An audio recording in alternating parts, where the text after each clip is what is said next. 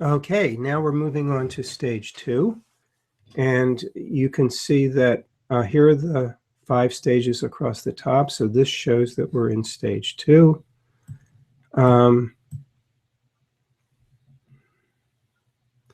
Now, when you get to stage 2, we're now going to use, remember in the second half of stage 1, you checked off various motivations for your inner critic part. So whichever ones you checked off are now going to show up here. You probably won't have as many as I do here. And you can see that most of these involve different kinds of wounds. And that's what we do in stage 2, is we work on wounds.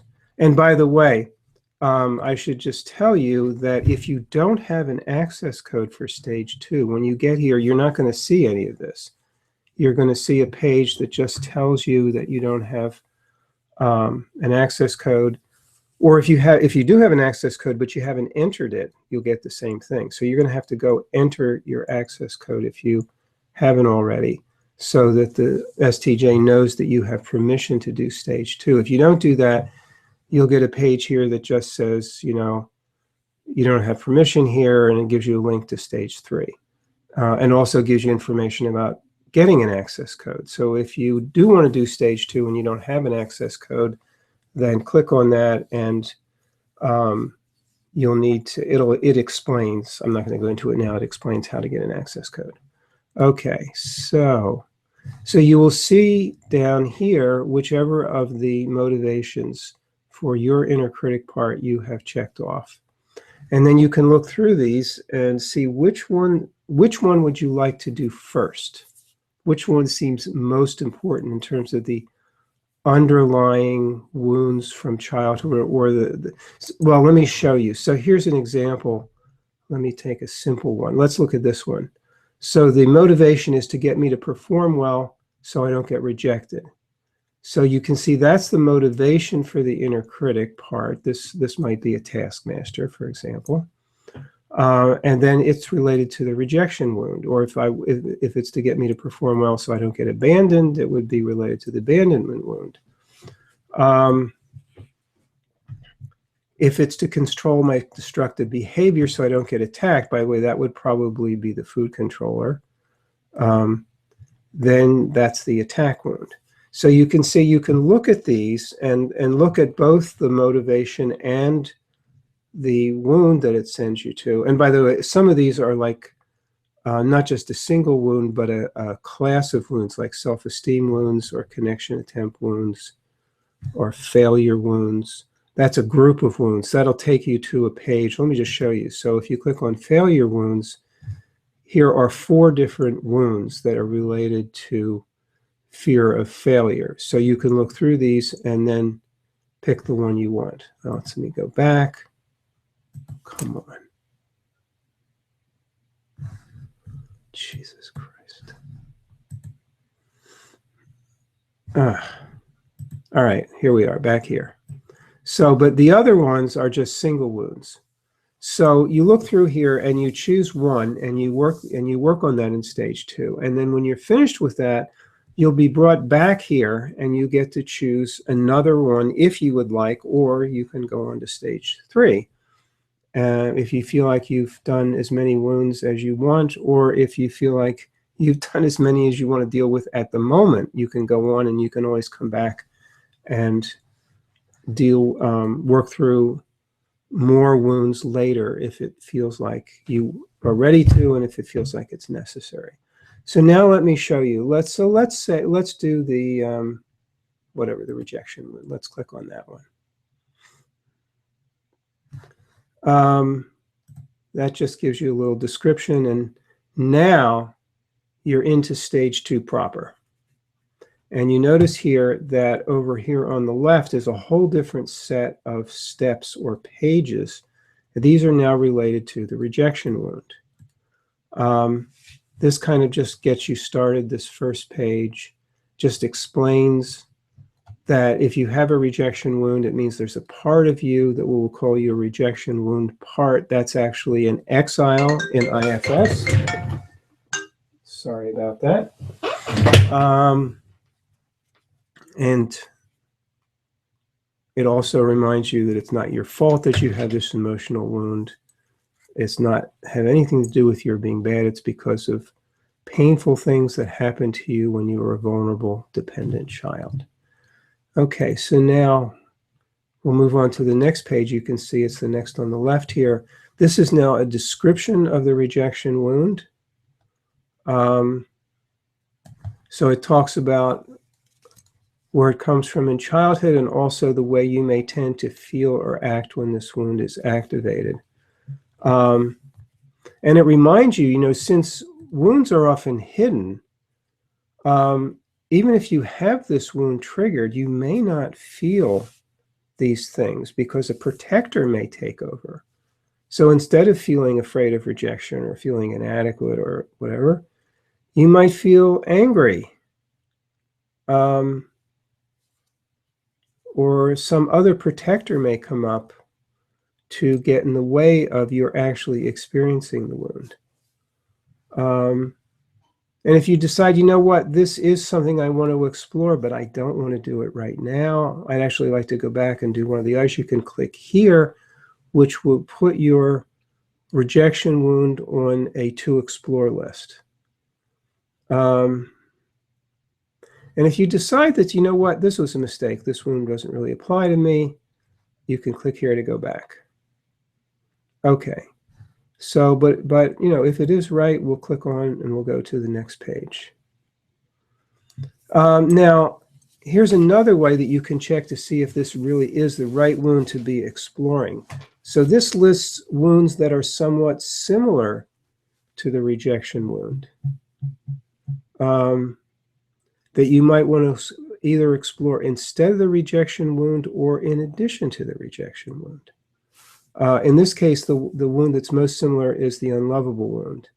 So, and you can click here to get a description of that and then decide whether you want to do that instead of the rejection wound, or if you'd like to just put this on a to, you know what, I want to go on with the rejection wound, but I think I better do this one too. You can put that on a to explore list. In fact, I think it's here. So if I click here, yeah, so this is the intro page for the unlovable wound. And if you want to explore later, you click here to put that on your to explore list. And if you decide you want to do it now, you click here. Okay, that's the way that works. Okay, so but I'm going to assume that the rejection wound is fine, and we're going to go on. So I can click here or here to go to the next page. Triggers. So this is similar to what you did in stage 1, except this is for a wound. You're going to explore the types of situations that tend to trigger your rejection wound, like when asking someone out on a date, applying for a job, trying to make a new friend, the types of people that tend to trigger your rejection wound. If you're a guy, it might be beautiful women or authority, who knows? If you're anybody, it might be authority figures. And it even could be specific people you could type in. And all this, of course, all of this will go on your rejection wound report. So remember, in stage 1, you got an inner critic pattern report. At the end of stage 2, you're going to get, in this case, a rejection wound report.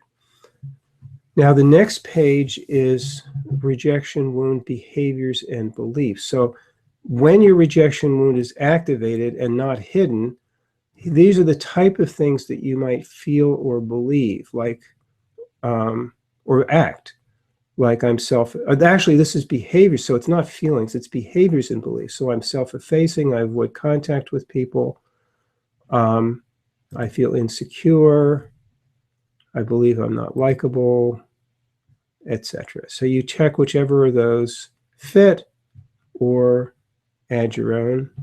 And by the way, all of these little purple things here are drop downs, or pop-ups, I should say. So anytime that this looks like potential hitting, just click on it. Not just this frowning face, but there's a bunch of other purpley things, and they all little pop-up things. In this case, it reminds you to keep in mind that these beliefs aren't necessarily the truth about you. and then you close it when you're finished. So that's the behaviors and beliefs that go with rejection wound. The next page, you get to explore the feelings that go with rejection wound.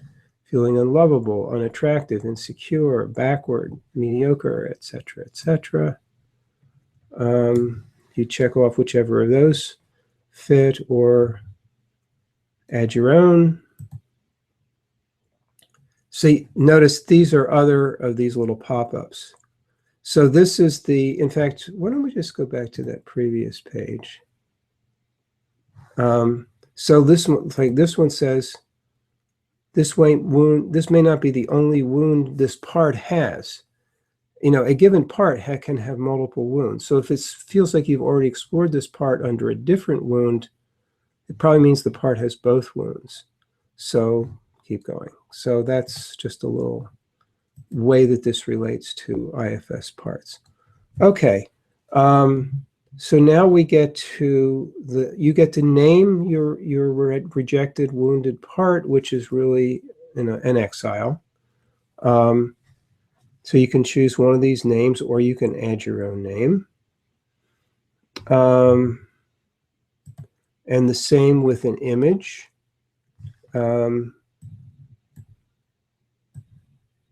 See if are any of these checked off. Oh yeah, one of them is checked off. This one, okay. You can check off whichever you want, or upload your own from Google Images, or describe your image. And you can also, the little pop-up here tells you that you can change the name of your, like, as you get to know the part better, your understanding may change, and you might want to choose a new name or an image for it, which you're perfectly welcome to do. Okay. Now, this is a place where you explore the origins of your rejection wound in the past, which usually childhood, but not always. And there's going to be 3 different pages doing that. The first page is where you explore things that were done to you by a specific person, usually one of your parents, that caused you to have the rejection wound. Here's a bunch of more of these little pop-ups that you can look over if they seem relevant. Maybe I'll just click on this one. So as you're reading through these, painful emotions may come up. If you would like help in soothing yourself, click self-soothing help. And also, that's also over here on the right column for any of these. Maybe I should just mention, oh, I think that's in the earlier thing. The right column is basically has different kinds of support help in using STJ. So back to here. So you can choose one. You can actually end up choosing more than one, but you have to choose one to start. So a person, mother, father, stepmother, stepfather, both parents, a sibling, other relative, a teacher, your peers, or someone else. So in the case of a rejection wound, well, let's make it simple. Let's click on father. Let's suppose you say, you know what, I really think that my father was the one who caused me to feel rejected. So here it is. Father is filled in here. You can click here to continue. Or if you want to look at an existing page or report where you've already done this, I've already done some of these, so there's ones that already exist. Maybe I better click on, normally you would click here the first time through, but I'm just going to, since I've already done one with father, I'm going to click here to pull that up. So the first you check what kind of things your father did to make you feel rejected. Father turned away from me, pushed me away, became ashamed of me, criticized me, etc., etc. And you can, of course, add your own. And what did your father actually say to you or implied? You know, get lost, don't bother me, I don't want to hang out with you, etc., etc. Check off or add your own. And then you can also check, like, when did this happen, between what ages, and then what situation. I didn't actually fill that in. Why don't I do that? So let's say this happened mostly between ages of 2 and 8. 8. So that will now show up. And then wonder what situations did your father treat you this way? When he got busy, when he wanted something done a particular way, on the phone, in the evening, etc. You can check off whatever situations or add your own. This will all end up in the report. So now we close this and we end up back where we were. And if there's somebody else who also contributed to your rejection wound, you can click and do them. You can click as many of these as you want.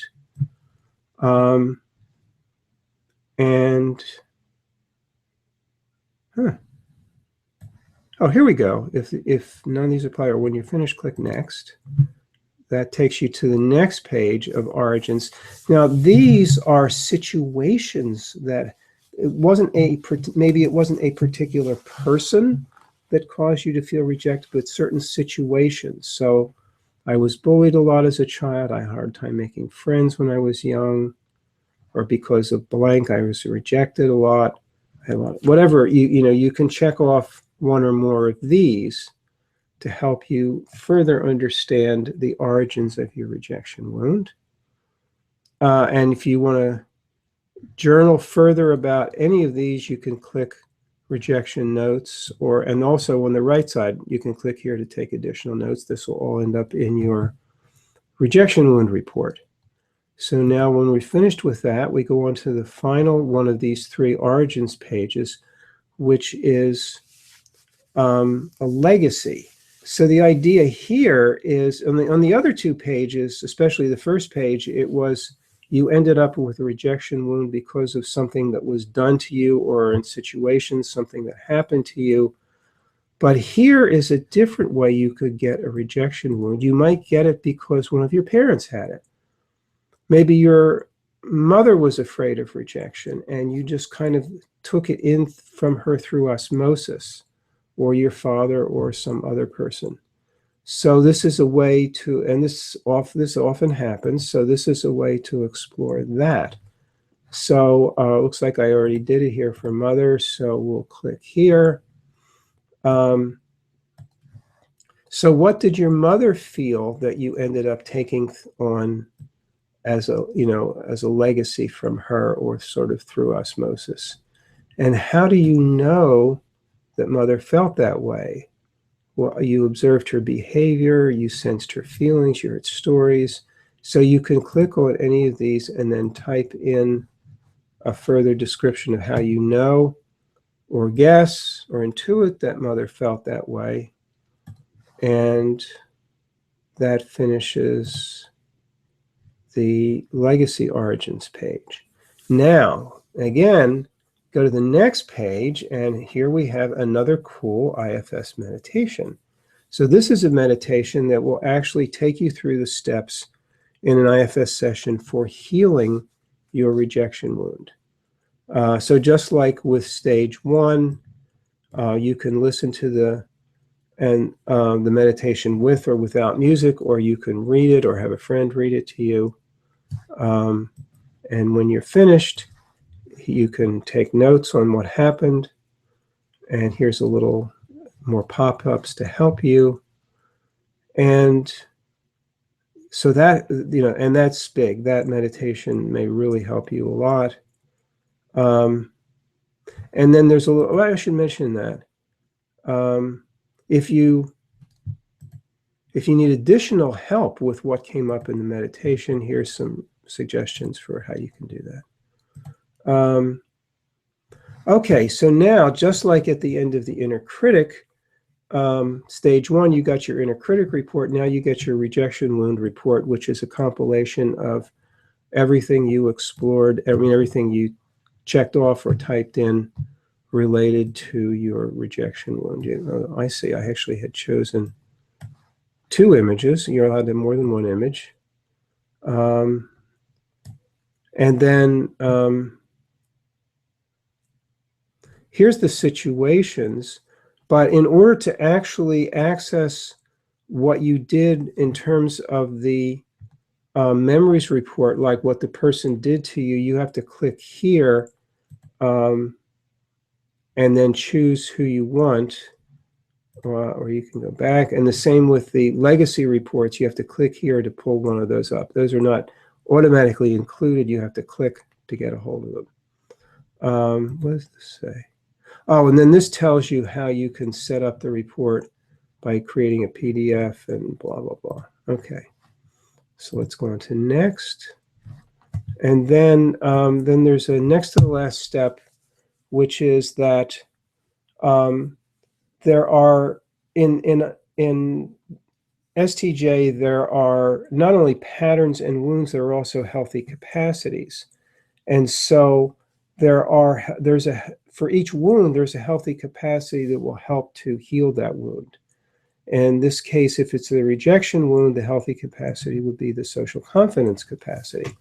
So you can read about that. This is a little short idea of the wisdom that you have with the social confidence capacity.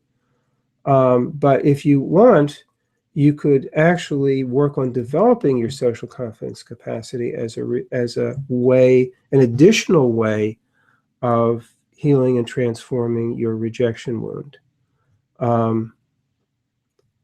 You can type in here about anything you want about the, but here's where you would actually go and read about the social confidence capacity. And if you want to stop where you are now and go off and work on developing that, you can do that. Or if you want to say, no, I want to continue with the rejection wound, but I want to come back and do this at some point, you click here and it puts it on a to explore list. So we'll close. So that's that page. And then now you're finished at least one round of stage 2. You've done at least one wound now. So you get take a little break. And here's a little homework to help you learn more about your rejection wound as it appears in your life. That might be useful to do. And then when you're finished here, you go return to the stage sequence. And now you're back to, you're still in stage 2. You're still looking at, now this is the follow-up. So here's the same set of underlying motivations for your inner critic from stage 1. And you've already done one of them here, rejection wound. Now you have the choice of doing another. So each time you finish one of these, you get brought back here and you get to choose if you want to do another wound now or later, or if you feel like you've done enough. You can go on to next. And that does it.